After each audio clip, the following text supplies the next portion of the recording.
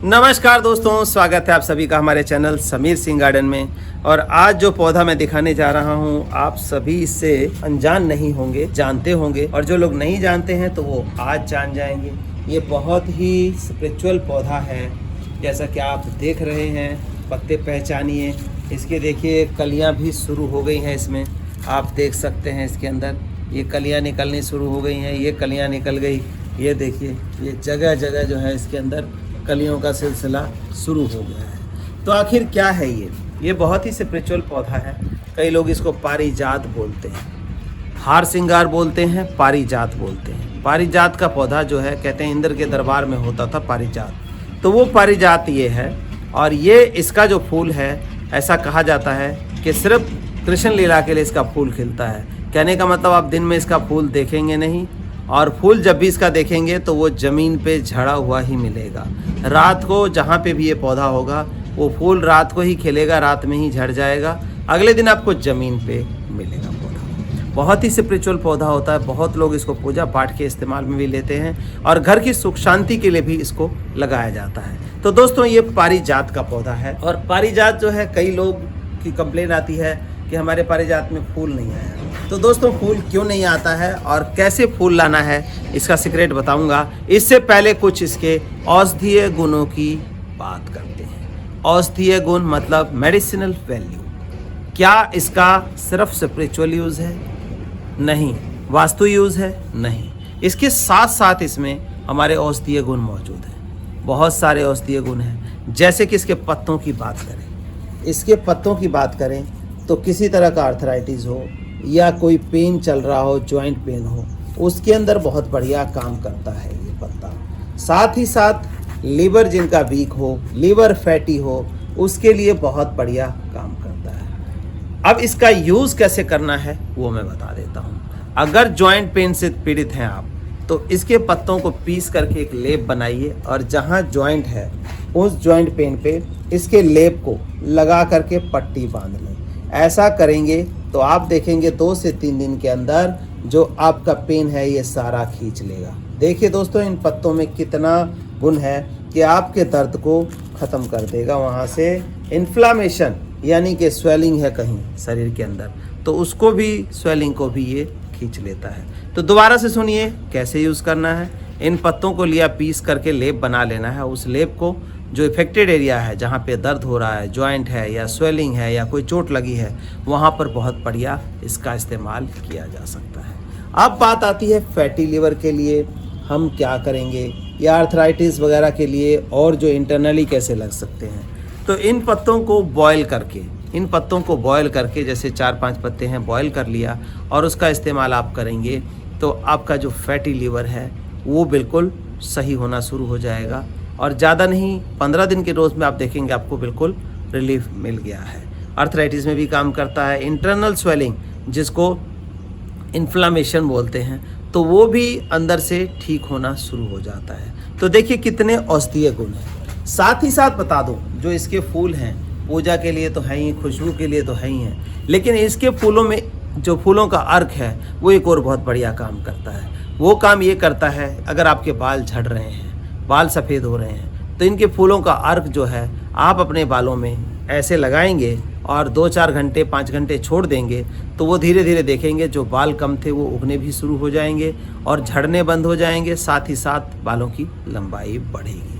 तो इसके फूलों का अर्क आप अपने सिर के बालों को ठीक रखने के लिए, सदा सदा काला हरा भरा मतलब कहने रखने के लिए, हेल्दी रखने के लिए आप इसका इस्तेमाल फूलों का भी कर सकते हैं। अब बात ये आती है कि पौधा लगाने के लिए बहुत सारे लोग कहते हैं कि तो बहुत बड़ा पेड़ होता है, हम कैसे लगा सकते हैं। तो दोस्तों देखिए, मेरे पास जो लगा हुआ है पौधा, वो कैसे लगा हुआ है इसकी जानकारी मैं आपको दे रहा हूँ। और छोटे पौधे भी हमारे पास अवेलेबल हैं, आप चाहें तो मंगवा करके अपने घर में लगा सकते हैं। बहुत हाइट जाती है, वो परेशानी है, वो भी मैं बता देता हूँ कि इस परेशानी को हमें कैसे ख़त्म करना है। तो दोस्तों देखिए, पौधे के लिए कोई मैंने गमला नहीं लिया है। ये हमने जो है 5-7 रुपये की, 10 रुपये की एक थैली आती है, जिसको नर्सरी पॉली कहते हैं, नर्सरी पॉलीपैक कहते हैं, नर्सरी पॉलीथीन कहते हैं, वो है बना हुआ। और ये जो है हमारा 10-12 इंची का है। इसको देखिए, इसमें हमने पौधा लगाया और ये लगभग 2.5-3 साल का पौधा हो चुका है।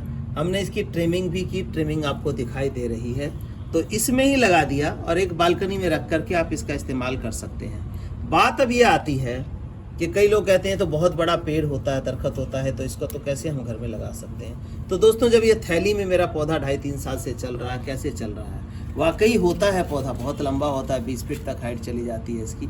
लेकिन इसकी हाइट को रोकने के लिए हमने क्या किया, देखिए इसका जो मेन स्टेम है, मेन स्टेम इसको जो ऊपर जाता, इसको हमने कट कर दिया। यहाँ भी देखिए ये स्टेम्स जो है हमने कट कर दिया। अब ये साइड ब्रांचेस निकल के ये प्लांट हमारा बुशी हो गया। नंबर ऑफ जो ब्रांचेस है वो बढ़ गई हैं, हाइट रुक गई, उसकी हाइट नहीं गई। अब आगे जब ये फ्लावरिंग कर जाएगा, जब कटिंग का टाइम आएगा, तो ये जो आप देख रहे हैं इनकी कटिंग भी हम यहाँ से कर देंगे, तो ये ब्रांचेस जो है ऐसे बुशी होते चले जाएंगे। इसका दूसरा पौधा मैं दिखा देता हूँ, ये देखिए इस तरह से बुशी हो जाएगा। इसको हमने कई जगह से कट कर दिया, ये बुशी हो चुका है और डाउन में ही है। इतने पत्ते हैं कि हम अपने घर में इस्तेमाल में ले सकते हैं इसको, अपनी बीमारियों को ठीक करने के लिए, और स्पिरिचुअल वे तो है ही है। तो ऐसी जगह पे इसको रखिए जहाँ पे कपड़े वपड़े ना सुखाए जाते हो, कपड़े ना धोए जाते हो, मतलब जूठा और इन सब चीज़ों से थोड़ा बचाना है आपको, क्योंकि ये स्पिरिचुअल है। जैसे हम तुलसी माँ को रखते हैं, इसी तरह से इस पौधे को रख सकते हैं और लगा सकते हैं अपने घर में छोटे गमलों में, मतलब 12-15 इंची 20 इंची के गमलों में आप लगा लें, तो आपके लायक ये पौधा जो है खुशबू भी देगा, फूल भी देगा, बीमारियों से भी दूर रखेगा। अब बात ये आती है कि फूल ना आना, फूल क्यों नहीं आता। दोस्तों, कोई भी चीज़ है, हम ही हैं, अगर तरह तरह का भोजन हम सम्मिलित ना करें अपने आहार में, तो हमारे को न्यूट्रिशन की कमी हो जाएगी। कहीं कैल्शियम की कमी है, कहीं विटामिन की कमी है, कहीं कार्बोहाइड्रेट्स की कमी हो जाती है। तो इस तरह से कमियों को दूर करने के लिए हम क्या खाते हैं, सिर्फ रोटी दाल नहीं खाते, उसके साथ फ्रूट भी लेते हैं, सैलेड भी लेते हैं, और फिर भी कमी पड़ती है, दूध भी लेते हैं, जूस भी लेते हैं, इसके बाद भी कमी पड़ती है, तो कहते हैं विटामिन के कैप्सूल जो है वो लेने पड़ेंगे जी। आपको विटामिन के कैप्सूल लेने पड़ेंगे, या फिर कैल्शियम की गोलियां लेनी पड़ेगी, या विटामिन डी का जो टैबलेट है वो लेना पड़ेगा। तो ऐसे ही दोस्तों, इन पौधों को अब देखिए फ्लावरिंग टाइम इसका आ गया है। हमने पहले इसकी रूट फिलिंग कर दी है, तो अब फ्लावर दिखाई दे रहा है। अब रूट फिलिंग में क्या करना है, साल में 2 से 3 बार आपको ये फूड देना है इसको। ये है हमारा मोगरा फूल, क्योंकि इसका भी फूल जो है वाइट कलर का होता है।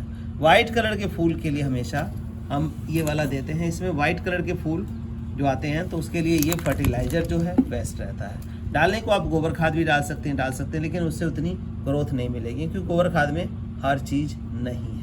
तो आखिर हम कैसे देंगे, ये देखिए कितनी मात्रा में डालेंगे, ये भी देखिए। ये पैकेट है और ये पैकेट हम खोल लेते हैं। ये हमने खोल लिया आपके सामने, और ये हमारा जो कंप्लीट फूड है इसका है। अब इसको क्या करेंगे, हल्का हल्का, ये देखिए जड़ें बहुत है इसके अंदर, तो जड़ें बहुत होने की वजह से हम ज़्यादा नहीं खोद पाएंगे इसको। इसके अंदर ये फूड है, ये ऐसे डाल दें, ये देखिए ज़्यादा नहीं डालेंगे, इतने बड़े गमले में है, तो 2 से 3 मुट्ठी हम इसको डाल देंगे। इसको कंप्लीट न्यूट्रिशन मिलेगा। और साथ ही साथ हम डाल रहे हैं इसमें 1-2 मुट्ठी कैस्टर केक। कैस्टर केक क्या होता है दोस्तों, कैस्टर केक जो है ये एक पौधा होता है, आप हमारी वीडियोस में देख पाएंगे। कैस्टर केक पाउडर प्लांट के लिए बहुत ही बढ़िया काम करता है, इसके नॉरिशमेंट का। जैसे हम तेल क्रीम लगाते हैं, तो ये हमारा देखिए कैस्टर केक पाउडर ये बना हुआ है।